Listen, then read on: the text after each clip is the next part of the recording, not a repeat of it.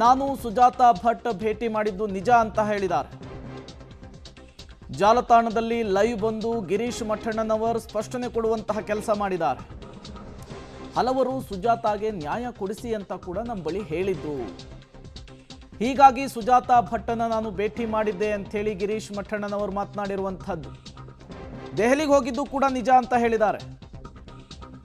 ಅದರ ಜೊತೆಗೇನೆ ಮಗಳ ಫೋಟೋ ದಾಖಲೆಯನ್ನ ನಾವು ಸುಜಾತಾ ಭಟ್ ಹತ್ರ ಕೇಳಿದ್ವಿ.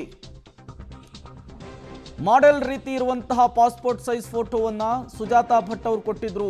ಇವಳೇ ಅನನ್ಯ ಭಟ್ ಅಂತ ಹೇಳಿ ಫ್ಯಾಕ್ಟ್ ಚೆಕ್ನಲ್ಲಿ ಎಲ್ಲವೂ ಕೂಡ ಸುಳ್ಳು ಅಂತ ಹೇಳಿ ಗೊತ್ತಾಯಿತು.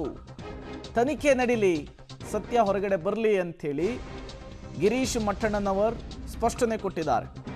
ಇವ್ರ ಮೇಲೇನೆ ಗಂಭೀರ ಆರೋಪ ಮಾಡಿದ್ರು ಸುಜಾತಾ ಭಟ್.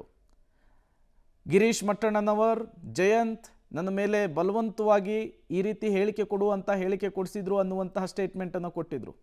ಅದಕ್ಕೆ ಈಗ ಸ್ಪಷ್ಟನೆ ಕೊಡುವಂತಹ ಕೆಲಸವನ್ನು ಗಿರೀಶ್ ಮಠಣ್ಣನವರು ಮಾಡಿದ್ದಾರೆ. ಬಟ್ ಸಮೀರ್ ಮಾಡಿರುವಂತಹ ವಿಡಿಯೋ ಆ ವಿಚಾರವನ್ನು ಎಲ್ಲೂ ಕೂಡ ಅವರು ಪ್ರಸ್ತಾಪಿಸಿಲ್ಲ. ಜಾಲತಾಣದಲ್ಲಿ ಲೈವ್ ಬಂದು ಗಿರೀಶ್ ಮಠಣ್ಣನವರು ಸ್ಪಷ್ಟನೆ ಕೊಡುವಂತಹ ಕೆಲಸವನ್ನು ಮಾಡಿದ್ದಾರೆ.